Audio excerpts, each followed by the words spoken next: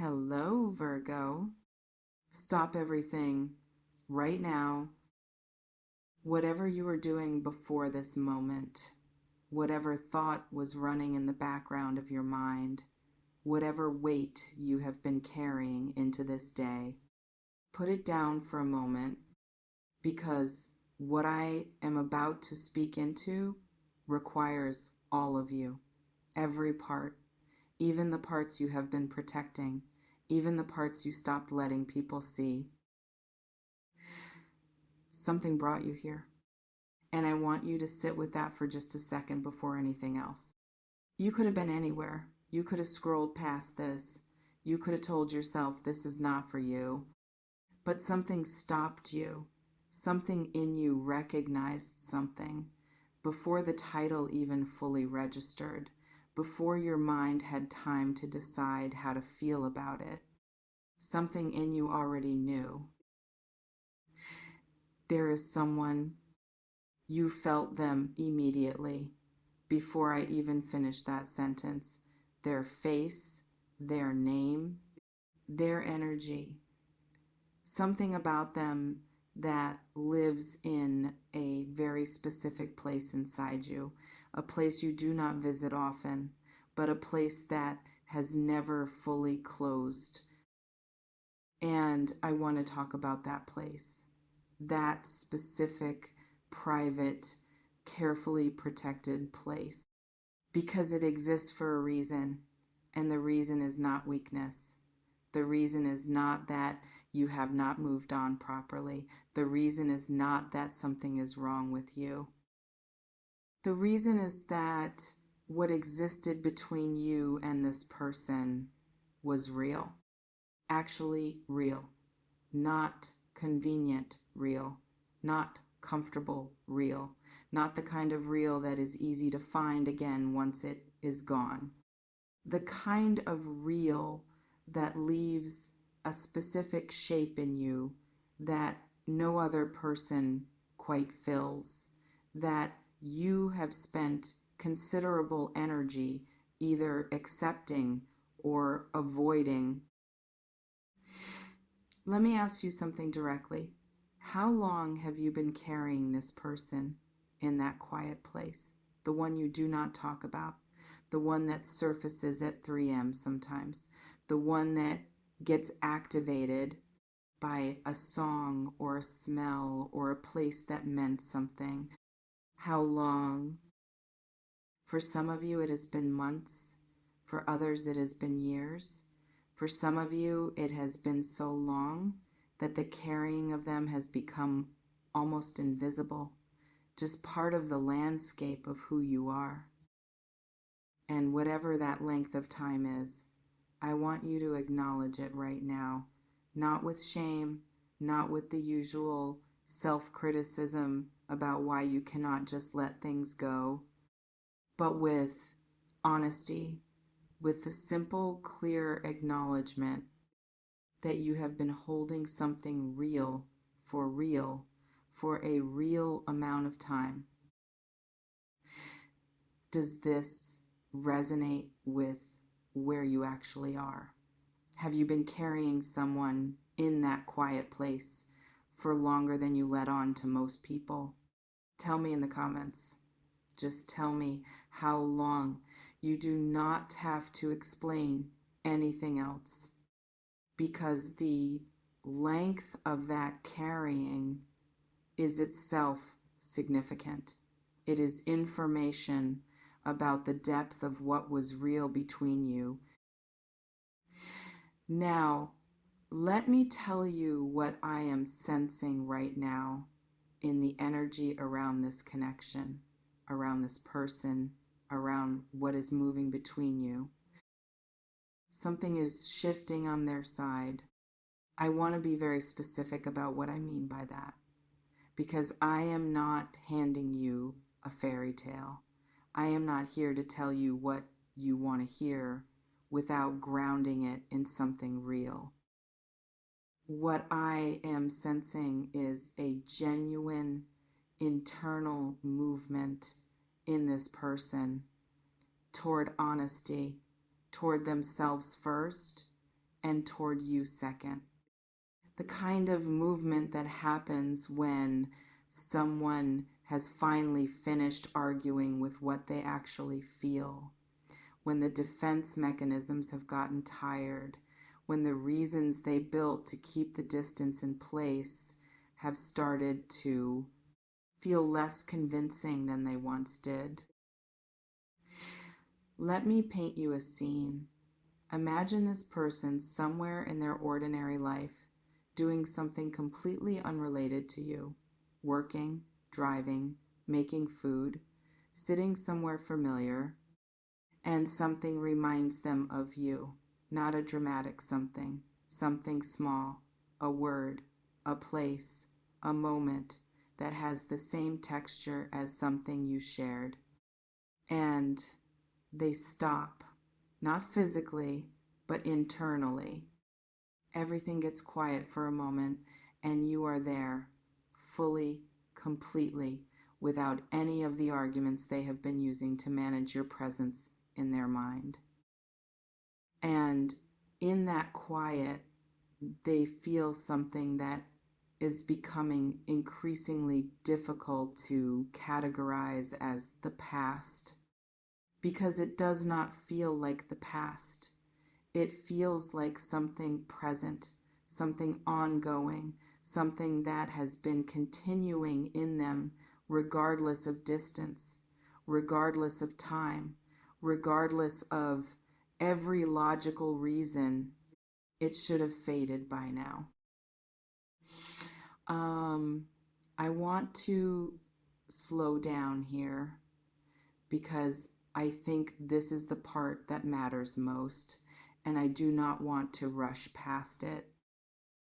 What this person feels for you, the thing they have been managing and containing and trying to fit into a category called over, has not gone anywhere. That is not a romantic fantasy. That is simply the nature of certain kinds of connection, the ones that are rooted in something real, something specific, something that was never quite a choice in the first place. You cannot choose to stop feeling something that real. You can only choose what you do with it. And what this person is beginning to choose, what is becoming probable in how they navigate what they feel, is movement toward rather than away. Hold on, because I need to name something here that I think is really important. Reconciliation. Real reconciliation. The kind that actually holds.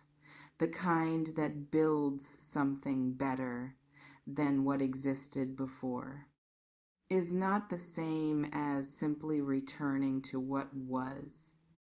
And I think this distinction is everything. Because what was, however beautiful parts of it were, however real the connection was, had something in it that created the distance in the first place. Some pattern, some dynamic, some unmet need, some unspoken truth. And returning to exactly what was without addressing what created the separation is not reconciliation, it is repetition. Real reconciliation is two people who have both been changed by the time apart, who have both done something with the difficulty, who both bring a different version of themselves to the table. A version that is more honest, more clear, more willing to do the things that were avoided before. And here is what I want to ask you directly. Have you changed during this time apart, not just survived it, but actually changed, grown, deepened, become clearer about what you need and what you will not accept, become more honest with yourself about your part in what happened? Because That version of you, the changed version, the one who has done something real with this time, is the only version that can build something different, something better, something that does not eventually recreate the same distance. I'm not sure why, but this feels important to say right now. Whatever happened between you, whatever the story of the separation was, whatever role was played by whom, you are not going back to be the same person in the same dynamic. You are potentially going forward into a version of this connection that has been informed by everything that came after, by the distance, by the growth, by the things that only became clear once you were no longer inside it. And that version, the forward version, is what makes reconciliation worth its name. Now, let me talk about the other part of this energy, because there is more here than just the love piece. There is also something shifting around resources, around money, around the material foundation of your life. And I want to speak to that honestly, because I think the connection between these two things, the love and the money, the heart and the foundation, is more direct than it might seem on the surface. When someone is carrying the weight of an unresolved connection, that emotional weight takes up real space, real cognitive space, real energetic space, real capacity that is being used to hold something unresolved. And when that holding begins to resolve, when the unfinished thing begins to find its completion, whether through reconciliation or through genuine closure, either way through resolution, that space opens. An energy that was tied up in holding something unresolved becomes available for other things, for clarity, for direction, for the kind of focused forward movement that creates real change in circumstances. And what I am sensing in your energy right now is that opening beginning to happen. As the emotional landscape begins to shift, as something that has been suspended begins to find its ground, there is a corresponding shift in the probability of your material circumstances, your resources, your financial stability, not because love and money are magically linked, but because you are. Because all of these things run through the same person. And when that person begins to become more free, more resolved, more clear, every area of their life begins to feel that freedom. Have you noticed that your financial clarity tends to suffer when your emotional life is unresolved? Have you felt that connection between the two? Between the weight you carry in your heart and your ability to build momentum in your practical life? Tell me in the comments, because I think this connection is real for so many people, and almost nobody talks about it directly. Let me talk about unexpected changes, because that phrase is in this energy too, and it matters. Unexpected does not mean unearned. Unexpected does not mean undeserved. Unexpected does not mean it came from nowhere. Unexpected simply means it arrives through a door you were not watching, in a form you were not specifically anticipating, at a moment when you had stopped expecting it. And here is what I know about unexpected changes, the real ones, the ones that actually shift things. They almost always happen after a period of genuine internal work, after someone has done something real inside themselves, has become more honest, more clear, more open, and then from a direction they were not monitoring, something arrives. In love, in money, in the quality of the life that is available to them. Something that feels, when it lands, simultaneously surprising and somehow, somewhere, deeply right. Let me now speak to the part of you that is afraid, because it is there. I can feel it underneath everything else. The part that wants this to be real so badly that the wanting itself feels dangerous, that hoping at this level feels like exposure, like standing somewhere high with nothing to hold. And so that part has been doing something very specific, protecting you from the full weight of your own hope, keeping it at a manageable level, reminding you of the last time you believed in this person, of what that cost you, of how long it took to rebuild after. And I am not going to tell you that protection is irrational. It is built from real experience, real pain, real things that happened that deserve to be taken seriously. But here is what I want to offer that protective part of you. The person who may be returning is not identical to the person who left. Time does something, distance does something, loss does something. Not always enough, not automatically, not in every case. But sometimes when someone has genuinely reckoned with what they lost, with what they contributed to losing it, with what they would need to be different in order to deserve it back, sometimes they actually become that. And the question is not whether you believe that blindly.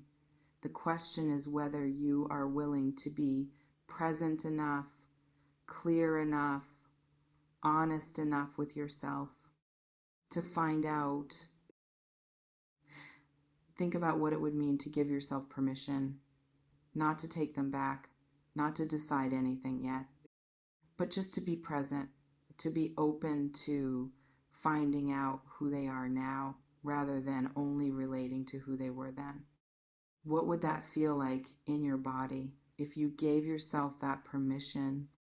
Notice what happens. Whatever your body just told you, that is honest information about where you actually are with this. Let me bring this toward its close now, slowly, because this deserves a slow landing. Here is what I want you to carry from this moment. Something is moving in the connection between you and this person. Something real, something that has been building in them quietly, persistently, in the direction of honesty, in the direction of you.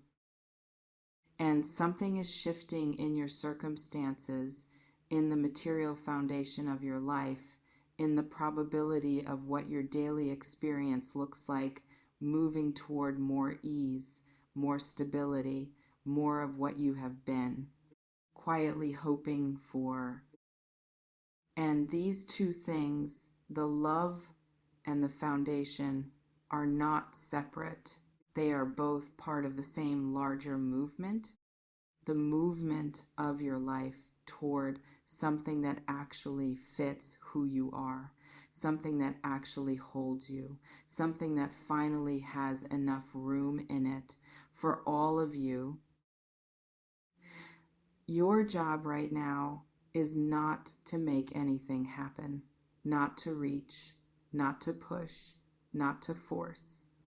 Your job is to be present, grounded in who you are, clear on what you need, honest about what you will and will not accept, and open, genuinely open to being surprised by what arrives and how right it feels when it does. You have carried this for long enough, with enough grace, with enough quiet strength. What is moving towards you now is the answer to all of that carrying.